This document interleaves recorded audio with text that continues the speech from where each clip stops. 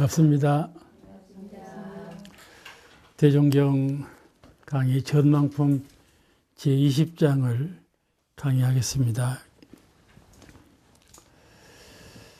이제 오는 세상의 인심에 대해서 말씀을 하셨어요.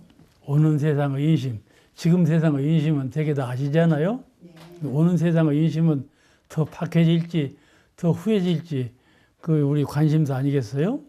오는 세상의 인심은 되게 이러하다 하고 네 가지 방향으로 말씀을 하셨어요. 네 가지 방향으로 오늘은 그에 대한 공부를 하시겠습니다. 그 첫 번째 말씀은 지금 세상은 남의 것을 빼앗지 못해서 한이요 그랬어요. 또 남을 못 이겨서 걱정이요. 또 남을 해하지 못하여 근심을 한다. 그렇게 말씀하셨어요. 그렇지만은 오는 세상의 세상 인심은 남에게 주지 못하여 한이요. 남에게 지지 못해서 또한 걱정이요. 남을 위하지 못해서 근심이 되리라.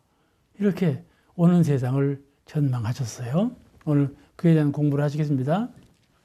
자, 그러면 남의 것을 빼앗지 못한다 한까지 있겠는가 한번 생각해 보십시다. 그러나 그런 일이 있거든요. 우리가 국가와 단체에 소속된 공금, 단체에 소속된 공금이라든지 국가에서 지원받는 공금이라든지 이런 공금을 눈먼 돈으로 한단 말이죠. 그래가지고 이것은 어떻게 해서라도 속여서 어떻게 하면 빼먹을까 그런 걱정을 하는 사람들이 있지 않겠어요? 이거를 그냥 못 해내면 한이 돼야. 눈먼 돈을 내가 어떤 방법으로도 이건 눈먼 돈이라고 생각되면 그걸 빼앗아야지. 만약 빼앗지 못하면 한이 될 것 같아요. 그러니까 뭐지 한까지 되겠는가 하지만은 그러지 않다. 그냥 궁리하고 어떻게 하면 하고 한이 된다. 그런 말씀이 맞은 말씀 같아요. 또 가난한 사람을 보세요. 빈자. 가난한 사람은 자기 가난을 한스럽게 알아요. 그러죠? 이 어떤 사람은 저렇게 부유하게 호강스럽게 놀고 먹고 사는가?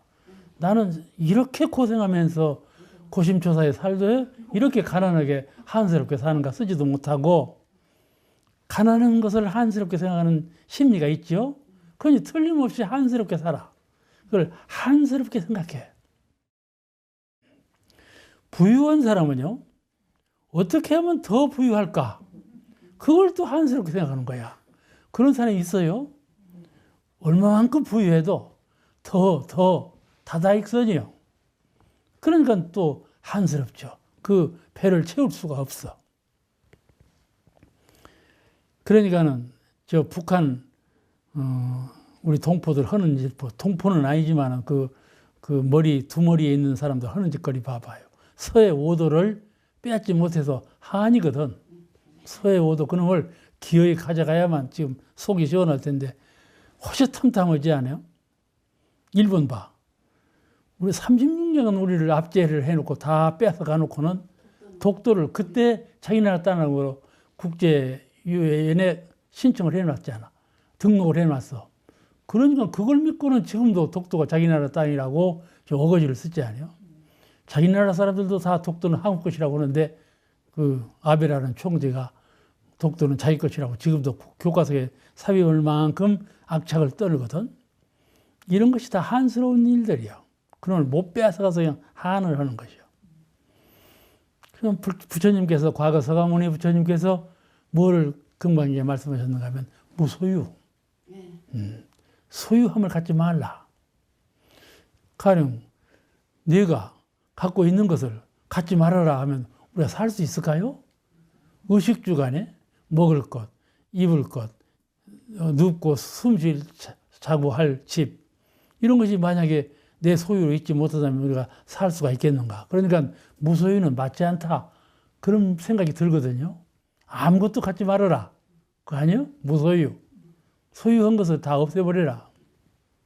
그래서 소유한 것을 다 없앤 수도자가 참 많이 있어요. 자기 갖고 있는 것을 다 그냥 호수에다 내버리고 다 그러지 않았어? 그 무소유의 참 뜻을 모르거든. 물건을 그렇게 내버리라는 말이 아니라 물건은 하루 필요한 대로 사용해야 되는 것 아니겠어요? 우리가 안입이설신의 육군을 입고 온 이상 의식주가 꼭 필요한 것인데 그걸 아무것도 갖지 말으라면 안 될 일이죠. 그에 대한 애착심, 주착심, 그걸 탐심, 그런 마음으로 갖지 말라. 그거는 네 것이 아니다 그런 말이죠. 그렇잖아요? 우리는 모태 중에서 이 안입이 설치는 육군을 입고 나오면서부터 육군이 내 것이고 이 육군에 필요한 모든 것을 수용하는 건 다 내 것이라는 관념을 갖고 살지만 이 육군부터 내 것이 아니잖아. 그러니까는 마음 가운데 그렇게 이것은 내 것이다 하는 애착, 탐착을 마음속에 두지 말라. 그런 교훈이 무소유 교훈이에요. 그 예수님께서도 마음이 가난한 자를 말씀하시지 않았어요? 또 남을 이기지 못해서 한이요. 그것도 그래요. 이기지 못하면 포기해버리고 살기가 되게다. 그런데 이기지 못해서 한이 되는 사람이 또 있어. 있겠죠? 그런 사람을 지적하신 것이요. 남을 이기지 못해서 한되는 사람이 퍽 많아요. 또 이 걱정을 해요. 그 이기지 못해서 그냥 근심초사를 해요. 그런 사람이 또 세상에 참 많이 있거든요. 우리가 이 생존 경쟁의 세상이라 그러죠. 생존하기 위해서는 남하고 경쟁을 해야 한다. 씨름을 해야 돼. 그래, 이겨야 되지 않아요? 이겨야만 살 수가 있는 것이거든. 그러니까는 무엇이든지 해서 이기도록 부모가 자녀를 권장하거든. 이기라고.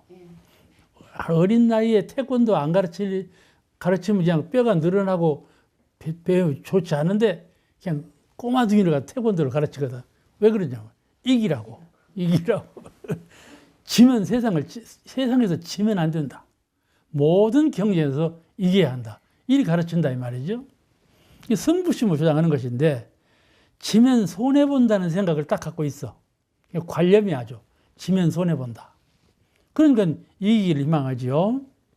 그런데 실력 없이 이기려고 하거든. 그런데 실력 있으면 이기려고 안 해도 이겨져. 자연히. 그런데 실력이 없는 사람들이 자꾸 이기려고 하는 극단적인 마음을 갖고 거기에 이제 걱정까지 하게 된다 이 말씀이죠. 그러면은 그거는 투쟁이거든. 응? 승부심을 넘어서 투쟁이에요. 그냥 싸워. 싸우는 마음이 나는 것이요. 그렇게 되면 매사에 그런 투쟁의식을 갖고 되면은 거기에서 이제 권모술수가 나오고 거짓이 나오고 속임이 나오고 그러지 않겠어요? 여러 가지 그런 마음이 수반해서 일어나게 되거든요. 그래서 이 세상에 권모술수가 판을 치는 것이죠. 우리 한국은요, 세계에서 이혼율이 제일 높아졌대요. 무슨 사유로 그런지 모르겠어. 그런데 그 이혼하는 사람들 가운데서도 누가 제일 많이 이혼하느냐 보면은 법조계에 있는 사람이 이혼율이 제일 높아. 판사, 변호사가 제일 이혼율이 높아. 그러니까 따지기를 좋아하거든. 그래가지고 이기려고 하는 승부심이 있어. 남한테 절대로 지려고 안 해요. 나는 판사다, 변호사다 해가지고 지려고를 안 해요. 그러니까는 이혼율이 나는 모르지만은 이혼율이 제일 높다고 통계수가 나왔다고 그래요. 그런 것도 마음 가운데 승부심을 버리지 못하기 때문에 평화 안락하지 못해요. 이게 이기려고 하는 마음을 자꾸 가져서 하면 절대로 사람 사이가 안락하지 못해요. 평화를 유지하지 못해요. 무엇인가 갈등의식을 갖게 된다는 말씀이죠. 또 남을 해하지 못하여 근심한다 했거든. 역시 남을 해하지 못해서 근심까지 될까요? 보통 사람들은 그러지 않잖아요. 너 해하려고 하는 마음도 안 내지만은 해하지 못해서 근심까지 하는 일은 되게 없거든. 그래서 대명사님께서 이 말씀을 하신 거예요. 남을 해하지 못해서 근심하는 사람이 많다. 그걸 우리는 대개 그러지 않지만 어느 경우에는 그럴 수도 있지 않겠어요? 그런 것을 예방하기 위해서 하신 말씀이거든. 이 살도움이라고는 죄가 제일 큰 남을 해야 하는 죄지요. 살도움, 살인, 음란한 일, 또는 도적질하는 일, 남을 해치는 일 가운데 그 세 가지 큰 죄가 남을 해야 하는 죄가 근본이지요. 뿐만 아니라 이제 사기라든지 공갈이라든지 모략이라든지 이런 범죄. 요새는 인터넷 범죄가 참 심해요. 인터넷을 통해서 남한테 보이지 않으니까 얼굴도 안 보는 가운데 그냥 마음대로 해치는 말을 하거든. 그래가지고 여러 사람이 그것을 그 공해를 입게 만든다 그 말씀이죠. 이런 세상이 됐어. 우리가 모르는 세상이지만은 조직이라고는 그 암흑천지가 또 있어요. 세상을 반절은 선인들이 사는 사회고 반절은 악인들이 사는 사회예요. 그렇게 지하조직, 눈에 보이지 않는 하부 조직으로 악행을 일삼는 조직이 아주 굉장히 있다고 그래요. 그런 사람들이 활개를 치고 사는데 어찌하면 이 법망에 걸리지 않고 해를 끼칠 수 있을까? 이것만 걱정하고 근심한단 말씀이죠. 이런 사람에게 해당되는 말씀이에요. 남을 해하려고 해하지 못해서 그냥 주소일념, 그것만 연마하고 그것만 걱정하고 근심한다 그런 말씀이죠. 그럼 죄해야 될 건 사실이지 않겠어요? 그런데 이러한 지금 세상의 인심은 그러한데 앞으로 오는 세상은 아주 판이하게 달리리라. 우리는 아이고 이런 세상 참 살기 어렵다. 이것을 사바 세상이라고 그러지 않아? 이 사바 세상을 그냥 초계같이 버려버려. 그리고 어딘가 모르는 이상의 세계로 가고자 하는 마음이 있어. 그리고 어떤 사람은 자살도 하거든. 어떤 사람들은요, 버스에 같이 타가지고 버스에서 불 질러놓고 같이 죽어버려. 그래가지고 좋은 세상으로 간다고. 이런 소란을 피우는 일이 일어나지 않아? 우리는 상상도 못할 일이요. 이런 엄청난 일을 하는 것은 무엇인가 하면은 이 세상을 아주 악한 세상으로 보는, 사바 세상으로 보는 이런 그 고정된 관념 때문에 반대적으로 더 이상적인 어떤 세계가 또 있을 것이다. 이렇게 꿈 같은 세계를 바라본다 이 말씀이죠. 이것이 지금 세상이요, 옛날 세상이요. 근데 앞으로 오는 세상은 진리적인 큰 깨달음이 생기고 정법을 만났기 때문에 이런 사고하는 면이 크게 바뀌고 또 그 사고를 전환한 그런 분들이 사는 세상은 아주 판이하게 다른 좋은 세상으로 돌아올 것이다. 이걸 전망하신 것이에요. 그래 이 말씀이 전망품에 있는 거거든. 이런 세상이 올 것이다. 남에게 주지 못하여 한이 되는, 여러분 어쩐가요? 남에게 주지 못하여 한스러운 일이 있었던가요? 우리 원로원의 민사님은 뭔만 조금 국수 한 그릇이라도 공양을 하려면 나는 주지 못해서 한스러운 사람이다. 그러시거든. 좋은 말이에요. 나는 주지 못해서 한스러운 사람이다. 그건 대중들께서 따간 말씀이지만은 우리가 항용 써도 괜찮은 말인 것 같아요. 이 문명한 사람은 왜 남의 도움을 잘 받으려 하지 않는가? 남의 도움을 잘 받으려 하지 않아. 자력으로 살려고 그러죠. 어지간만 하면 다 자력으로 해가지고 아버지 타력을 빌려서 하려고 안 해요. 자력으로 살려고 그러지. 이게 서구 사회 같은 데 보면 자력으로 사는 모습이 그냥 그대로 드러난다고 그러거든. 우리 동양이 좀 타력에 의존하는 심도가 좀 높아요, 더.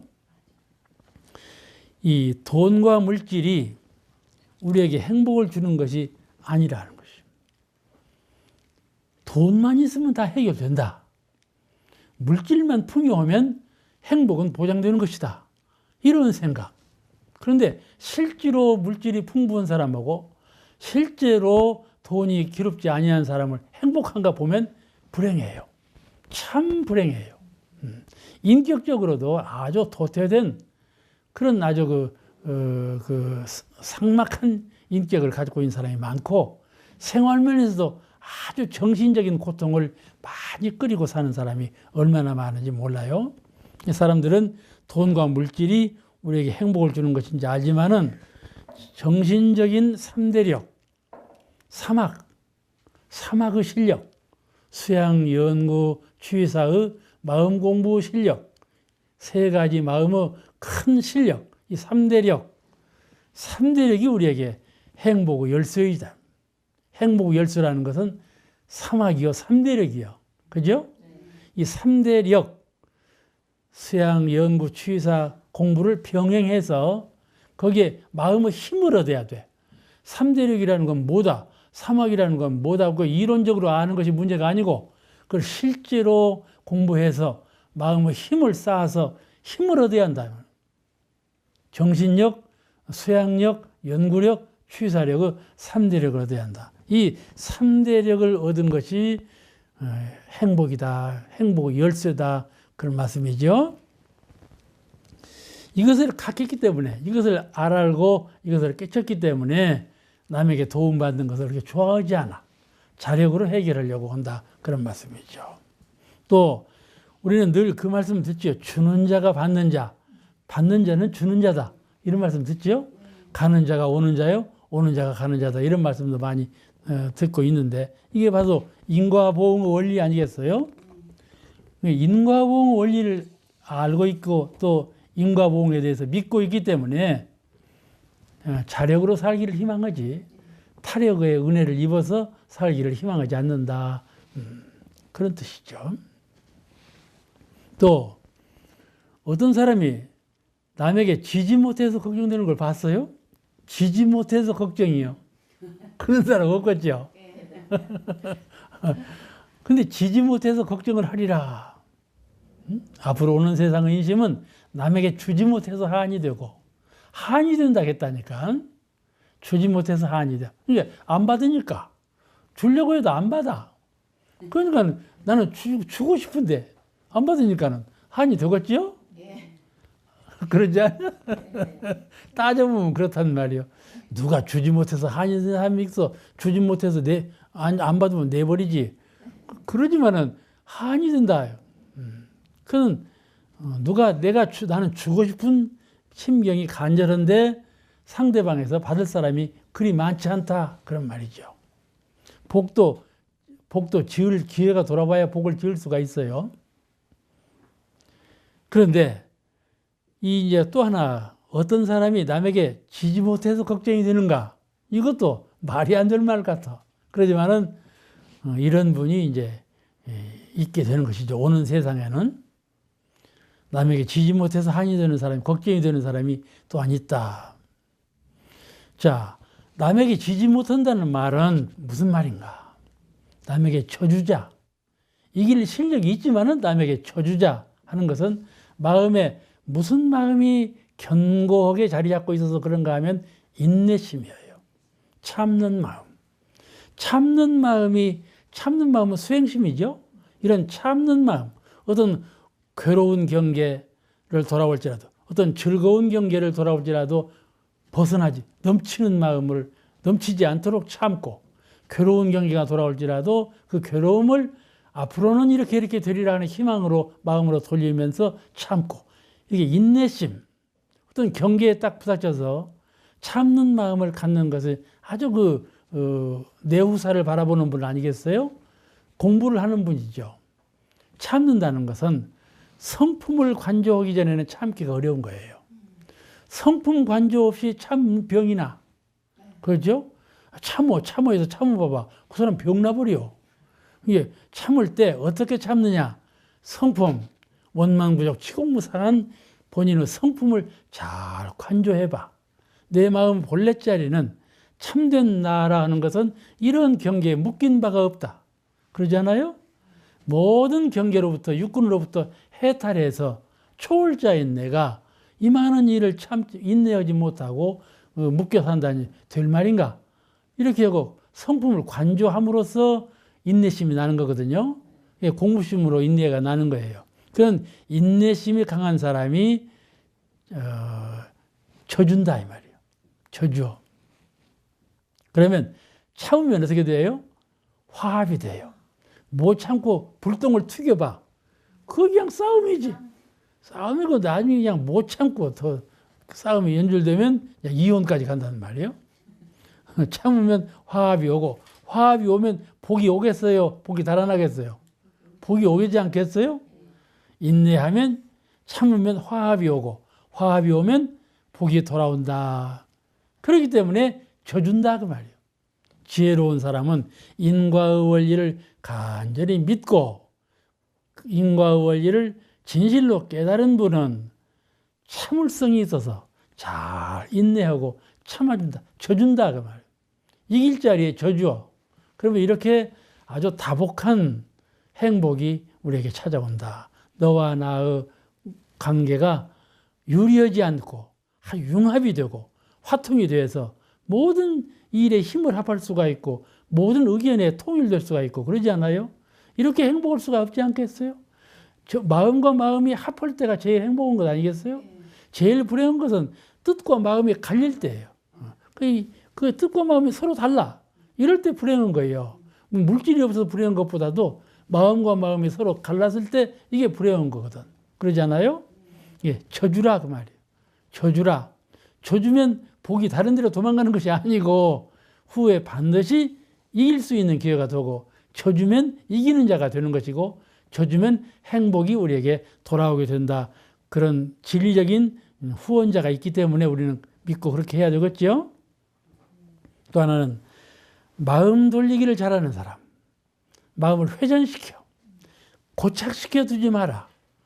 우리는 마음을 무엇인가 탐진치라든지 또는 다른 어떤 마음에 딱 묶이면 딱 고정되고 고착되어 버려요. 벗어날 줄을 몰라. 돌릴 줄을 몰라. 그러잖아요. 근데 늘 이론상을 모시고 깨달은 안목으로 깨달은 정신을 화려한 마음으로 밝은 정신으로 깨달은 안목으로 늘 훈련해 버릇해요. 그럼 마음이 어떤 경계를 돌아와도 돈단 말이죠. 돌아. 첫 마음은 악할 수가 있어요. 제가 장수교당에 있을 때 장수교당 회장님이 술 도계를 하시는 분이었어. 근데 이런 말씀을 하대.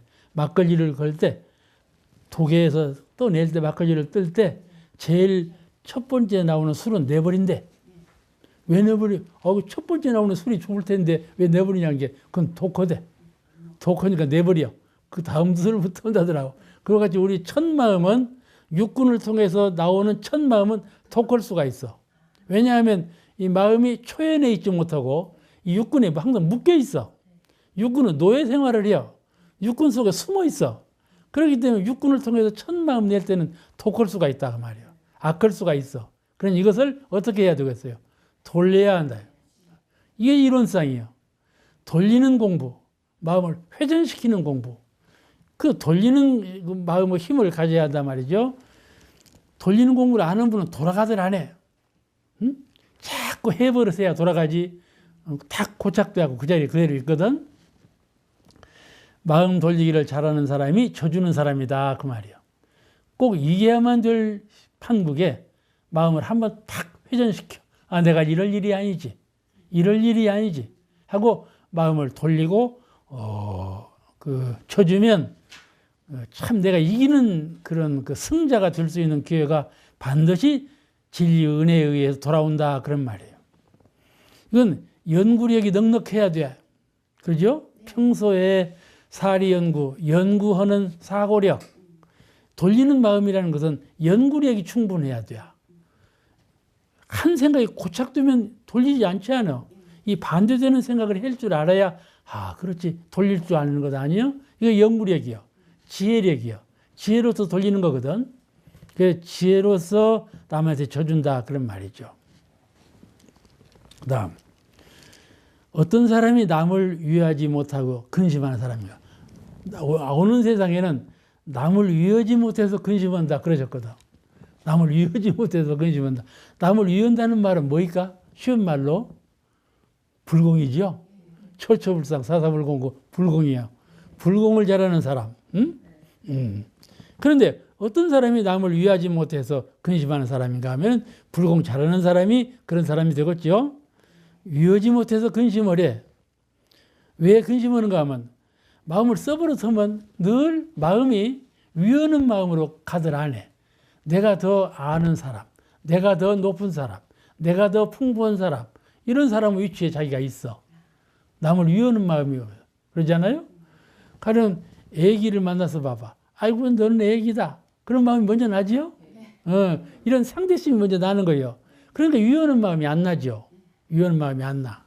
그러니까 위하는 마음은 처처불상 사사불공, 그 불공의 마음이 늘 마음 가운데 훈련되어 있어야 위하는 마음이 나겠죠. 위하는 마음은 누가 잘 내는가 하면 자비심이에요. 이걸 과거 서가모니 부처님께서, 우리 대종사님께서 자비, 은혜를 베푸는 마음, 자비로서 용서하고 베푸는 마음.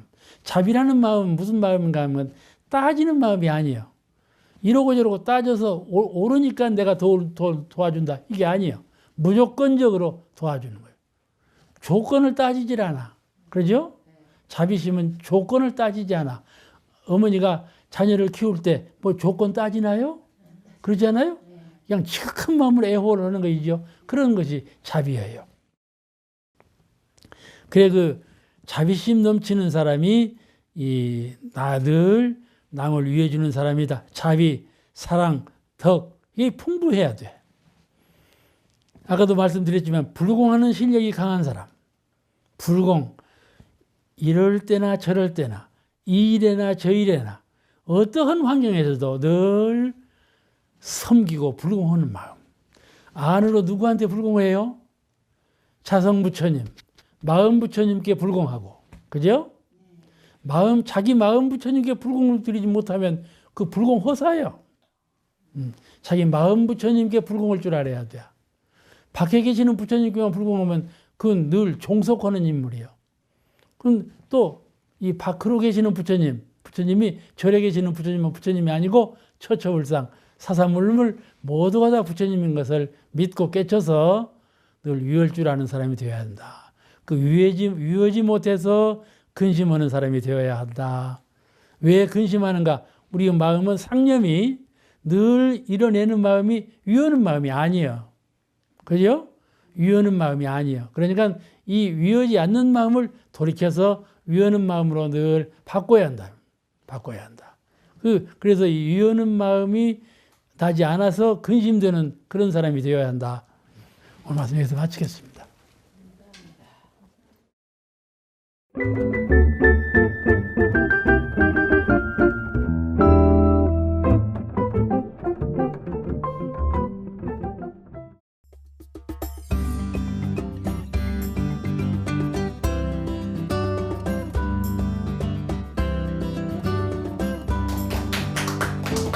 반갑습니다. 오는 세상은 공도사상이 투철해. 개인 이기주의에만 골몰하지 않고 여러 대중이 함께 세계 일원이 함께 이렇게 함께하는 그 함께의 정신은 저 중생까지도 함께해. 응? 우리 인류만 함께하는 것이 아니라 대종사님께서는 초목까지도 다 함께하는 그런 정신을 가져야 한다. 특히 이제 우리 인류 단위로 봐서 그 공회하는 그런 공도 정신을 가져야 되겠죠. 그러나 우리 불가에서 이런 그런 크고 넓은 일이 마음 가운데에는 저 초목까지도 다 포함되어 있어. 근데 우선은 우리가 인도 정의에 의해서 사람 사는 세상 모든 인류가 함께하는 그런 공도 정신을 가져야 한다. 이걸 주장하셨거든요. 그래서 이제 오는 세상은 이런 공도 세상이 편만해.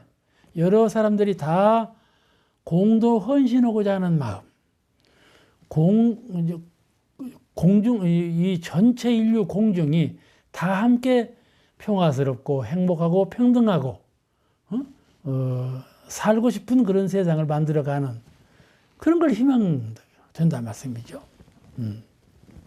그런 마음이 변만해. 모든 사람에게 그런 마음을 다 갖고 있게 된다. 그런 말이죠.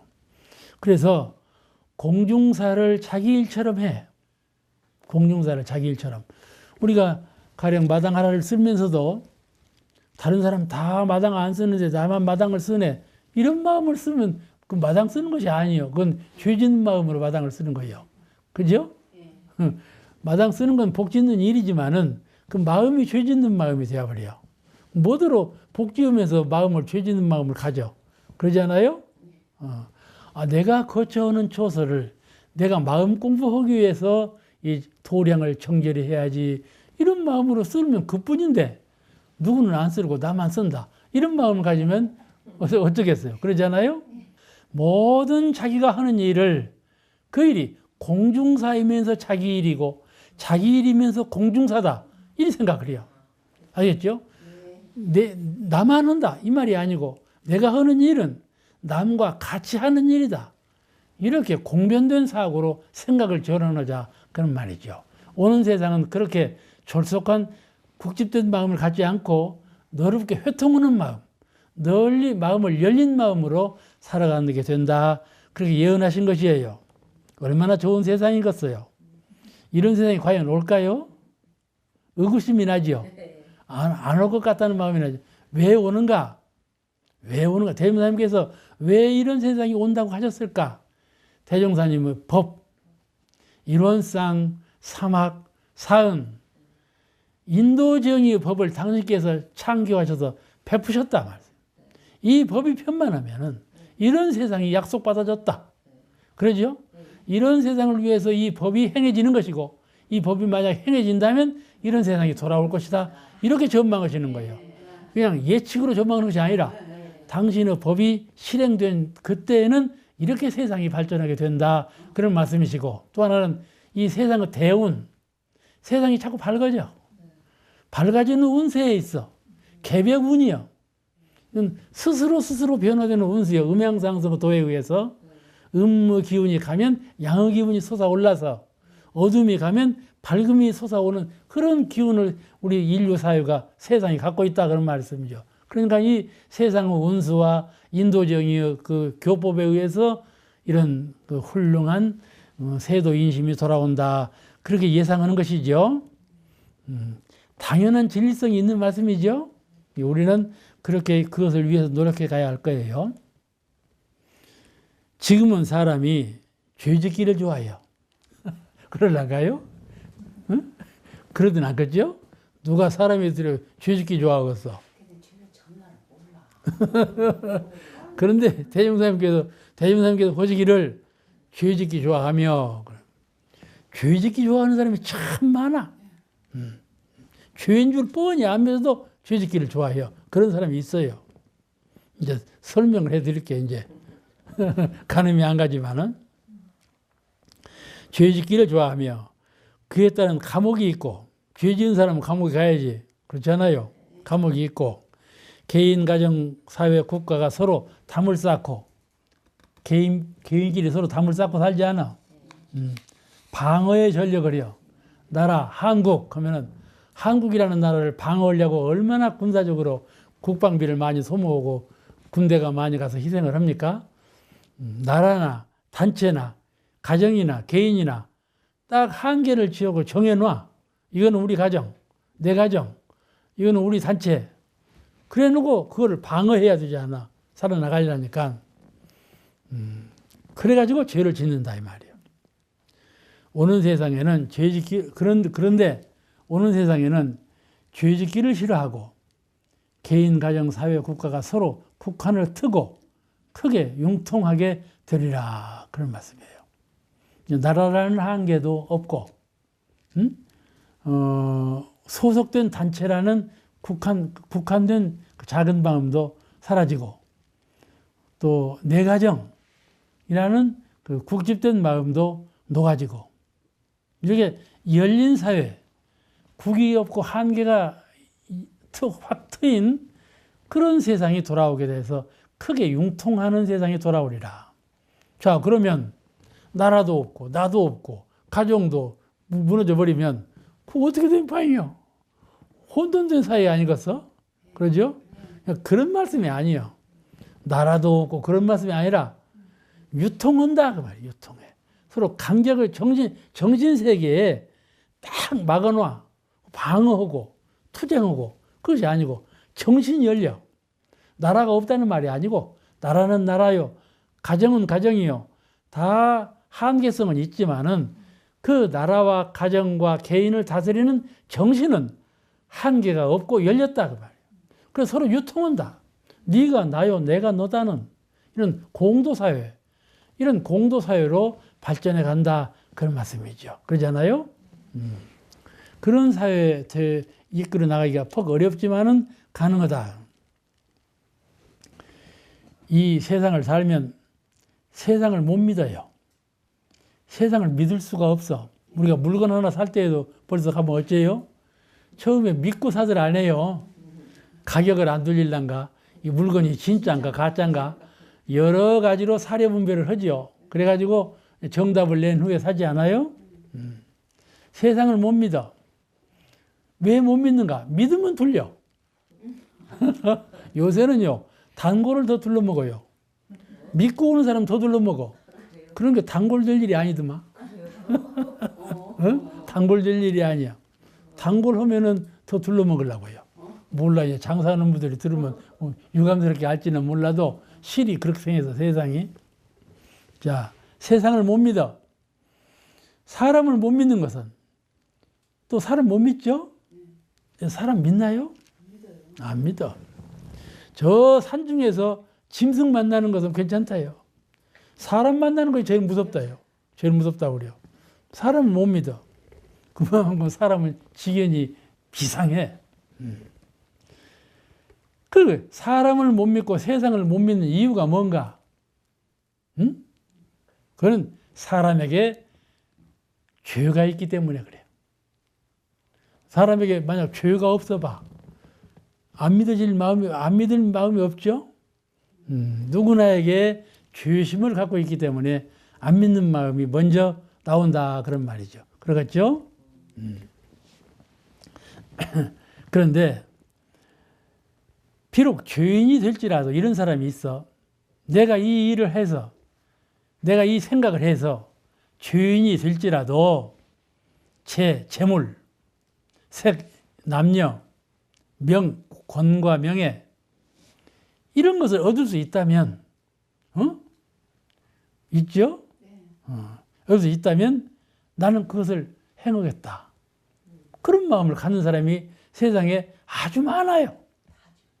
재생명리, 이것이 나에게 돌아온다면 나 죄 짓는 것도 괜찮다. 이렇게 생각한다 그런 말씀이죠. 그러니까 남을 속이고 단체를 속이고 나라를 속이고 해가지고 죄를 짓지요.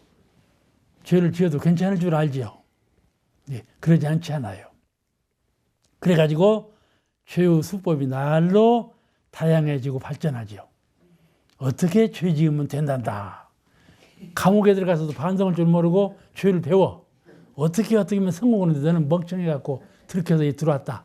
다음에는 그렇게 하지 말고 이렇게 하거라. 그런다는 거예요. 감옥에 들어가면.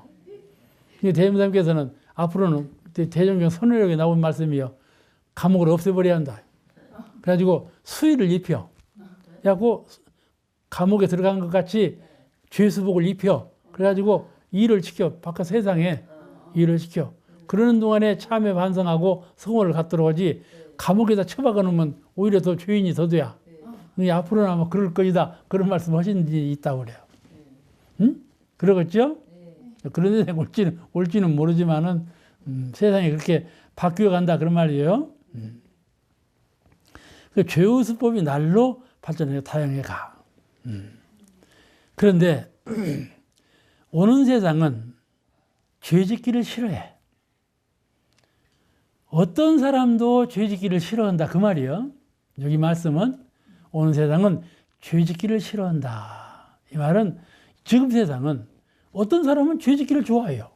어떤 사람은 죄 짓기를 싫어하고. 그런데 오는 세상은 모든 사람이 다 죄 짓기를 싫어하는 세상이 돌아온다. 왜 죄 짓기를 싫어하는가? 어째서 죄 짓기를 싫어할까요? 오는 세상은? 오는 세상은요, 인격을 존중하고 서로 인격을 존중해. 노인이나 애기나 거렁뱅이나 누구나 간에 인격으로 되었다. 그런 말이죠. 존중하고. 인권을 존중해. 인권, 그에게도 당연히 갖고 있는 인권이 있다. 이 말씀이죠. 그죠? 인권과 인격을 존중하게 한다. 그런 말이에요. 그런 사회가 되기 때문에 그 죄짓기를 싫어한다. 그런 말이에요. 그렇게 처처불상으로 아는 것이지, 그렇게 처처불상으로 아는 사람이 그 사람 앞에서 죄를 짓겠어요? 전부 밝은 눈을 갖고 있고, 전부 그 심행이 원만해서 전부 바르게 살아. 그죠? 굽게, 거짓되게 사는 사람이 없다. 그런 말이죠. 그러므로 나 스스로도 거짓되게 살 수가 없다. 그게 죄 짓기를 싫어한다. 그런 말이에요. 죄 지으면 금방 하니까. 지금 사람들이 왜 죄를 지어요? 죄 지어도 속일 수가 있다고 믿는 거예요. 그러니까 죄를 짓지. 그런데 앞으로 오는 세상은 전부 밝은 안목을 갖고 있어. 밝은 정당한 심행을 하고 베풀고 산다 말씀이죠. 그러니까 죄를 지을 수가 없어. 이게 죄 짓기를 싫어하죠. 그러지 않겠어요? 이런 세상에 돌아온다. 죄를 지으면 반드시 법신불사의 보응이 있다는 것을 믿고 알게 돼. 내가 죄를 지을 때 남을 속여서 죄를 지으고 하늘을 속이고 죄를 짓고자 하나 도저히 속일 수가 없는 것이라는 것을 믿게 돼. 앞으로 오는 세상은 그렇기 때문에 죄심이 사라져버린다. 그러겠죠? 우리가 이제 우리 원불교 회상을 만나서 그런 진리를 믿고 깨달았기 때문에 죄 짓는 마음이 다 없지 않아요.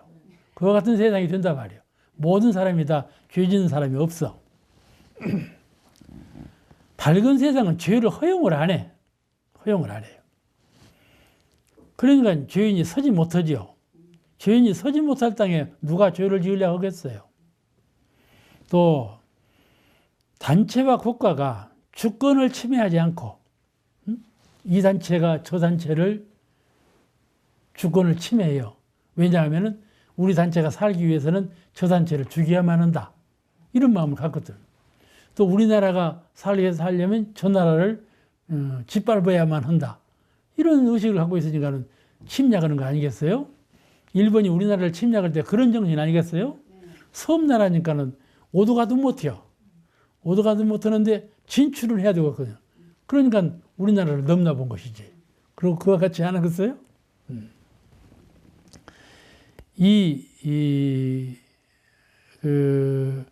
그래서 정치, 경제, 종교, 문화 등 교류가 원활해지면은 우리는 하나라는 의미를 갖게 되겠죠. 하나된 세상. 역시 열린 사회 아니겠어요? 그러니까 이 다른 나라의 주권을 침해하거나 그런 일이 이제 없고 나라는 나라대로 보양하면서 키워가면서 저 나라의 주권도 인정해가면서 그러나 서로 유통을 잘해. 유통을 잘해요. 그러면 상생으로 이 나라도 잘 되고 저 나라도 잘 되고 이 단체도 잘 되고 저 단체도 잘 되고 이런 상생으로 그런 구조적인 발전을 하지 않겠어요? 이런 것이 이상적인 것이죠. 그런 밝은 사회가 어찌 오는가? 왜냐하면 사람들이 지혜가 자꾸 밝아져. 옛날에는 마음이 어두워가지고 속여서 거짓되게 해도 성공할 수 있다는 성공률을 믿었어. 근데 앞으로 오는 세상은 지극히 밝아진 세상이 돼서 진리를 믿고 알아. 그런데 속일 수 없다는 것을 알기 때문에 자연적으로 순리적으로 서로 상생상화하는 서로 잘 살 수 있는 것을 모색해가는 그런 지혜를 쓴다 그런 말이죠. 그러죠? 그러니까 살기가 쉬운 건 아니에요. 어려워져요. 어려워지는데 행복해져요. 살기가 쉽진 않은데 왜 쉽지 않는가? 지혜로 살아야 되기 때문에. 지혜가 어두워지면요 속일 수 있다고 믿어요. 지혜가 밝아지면 속일 수 없는 걸 알거든요. 그러면 속이지 못하면서 저 사람도 잘 되고 나도 잘 되려면 반드시 거기에는 밝은 지혜가 있어야 돼. 밝은 지혜가 있어야 저 사람도 잘 되고 나도 잘 되고 그렇게 되지 않겠어요? 지혜가 어두우면 그렇게 할 수가 없어요. 그래서 오는 세상은 지자본의 세상이 되는 거예요.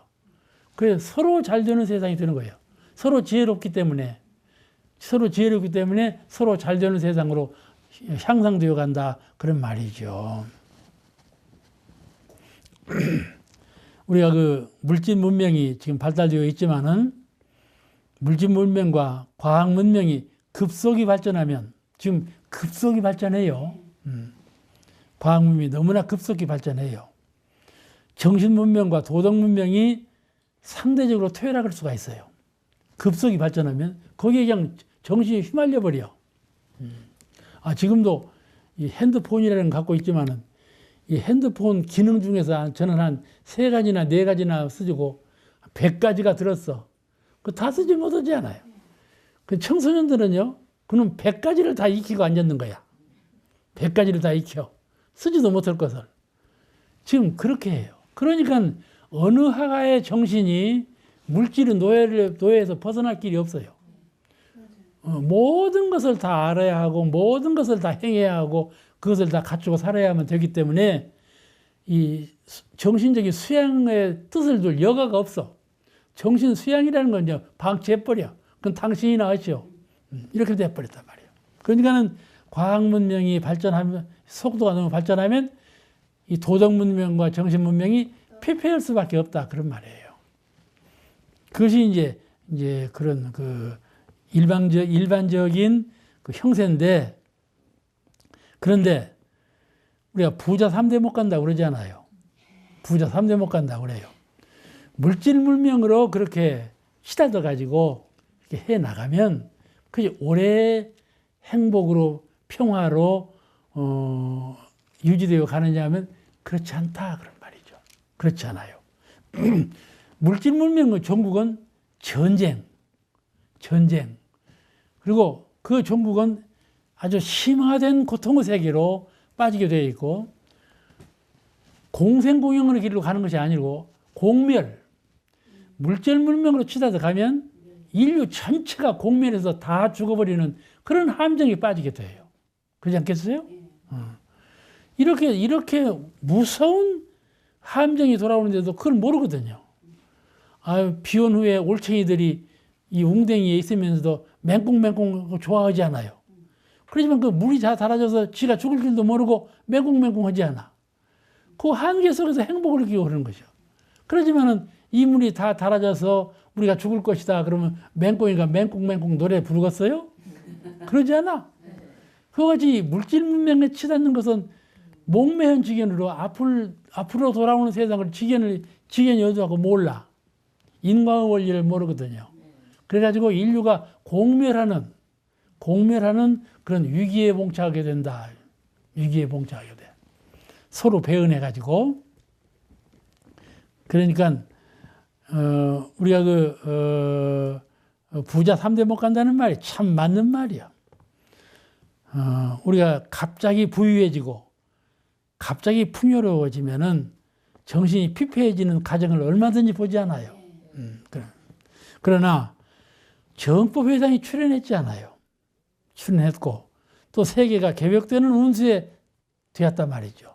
그래서 도덕 문명이 자꾸 진작되고 크게 융통함에 따라서 이 정신 문명이 자꾸 유통이 돼야 성황하게 된단 말이죠. 그래서 그런 그 물질과 과학 문명을 누르고 활용할 수 있는, 병행할 수 있는 그런 낙원 세계를 이룩해 가는데 충분한 그 실력을 갖추게 된다. 그런 말씀이죠.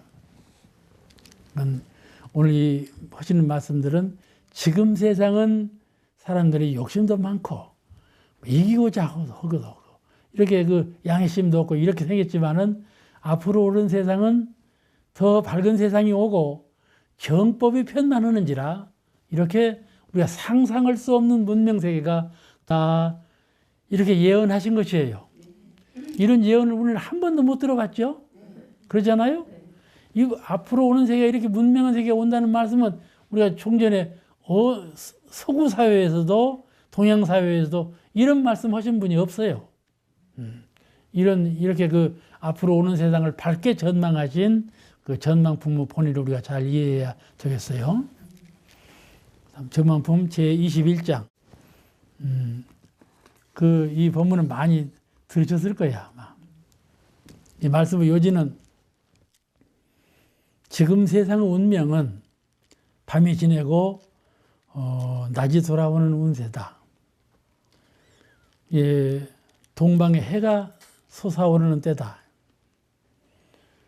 이 동방에 해가 솟아오르면 제일 먼저 밝아지는 것이 어디겠어요? 응? 서천이라고 그러죠? 그런데 생각해 봐봐. 날이 새일 때 어디가 제일 밝던가요? 동쪽이 밝죠. 그게 왜 서천이 밝다고 했을까? 응? 이건 안 되는 말 아니에요?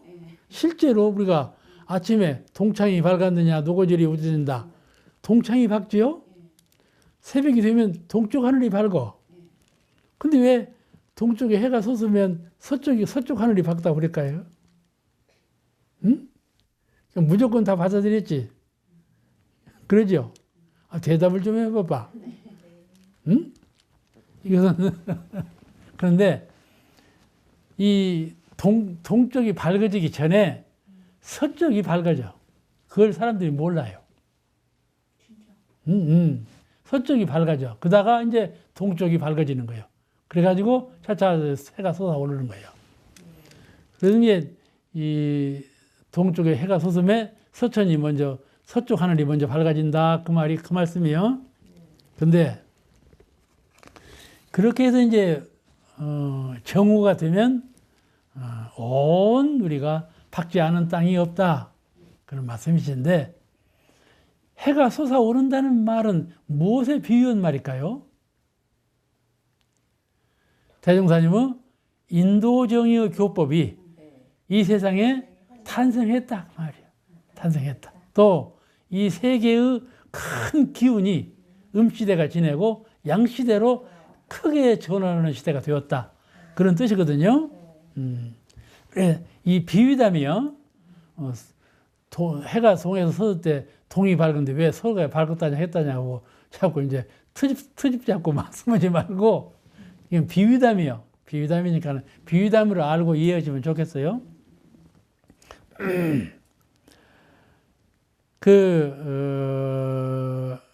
이 비유담은 무슨 비유담인가 하면은 먼 곳부터 밝아진다.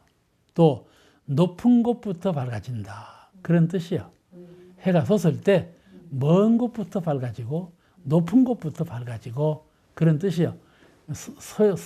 서쪽 하늘부터 밝아진다. 이 말씀의 의미는 그냥 비유담이니까 비유를 들으신 거니까는 사실적으로 우리가 해가 뜰 때 동천이 밝은데 왜 서천이 밝다고 했냐고 그러지 말고 비유담으로 이해하시고 실제로도 동천 해가 밝아지기 전에 서천이 밝아지는 것이 진리예요.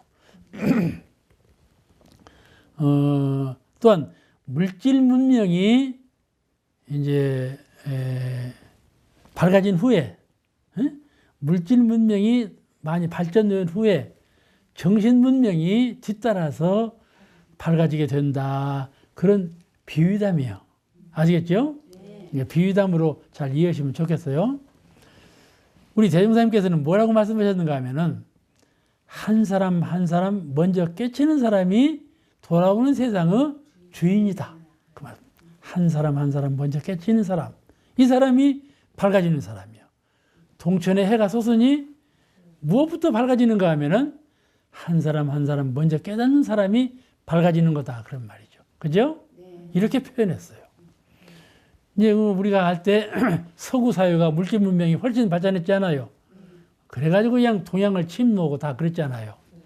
그러면은 그 비유담으로 한다면 아프리카도 발전해야 할 것 아니에요. 아프리카도 서쪽에 있으니까 밝아져야 할 것 아니에요. 불합하면 왜 밝아져? 이건 완전히 비유담이요. 비유담으로 이해를 해야지 실질적으로 알면 안 된다 그런 말이에요. 그래서 대종경 선례록에 보면 이런 말씀이 나와. 주세불이 세상에 출현하심에 태양이 중천에 오른 것과 같은 것이니라. 주세불 누구요? 대종사님께서 오셨으며, 대종사님은 누구신가요? 인도정이요 우리 교법을 탄생시켰으므로 태양이 중천에 솟아오른 것이니라. 그렇게 비유하시는 말씀이 선례록에 나와요. 대종사님께서 직접 그 말씀을 하셨다 그 말씀이죠. 이게 달리 이해할 것이 없어. 대종사님과 대종사님 교법이 이 세상에 탄생하므로 그 법의 은혜에 의해서 모든 사람이 다 지견이 밝아지고 세상이 다 평화로워지는 세상이 돌아온다. 그런 뜻이니까는 우리 불자들은 그렇게 믿어야 할 것이에요. 오늘 말씀 여기서 마치겠습니다.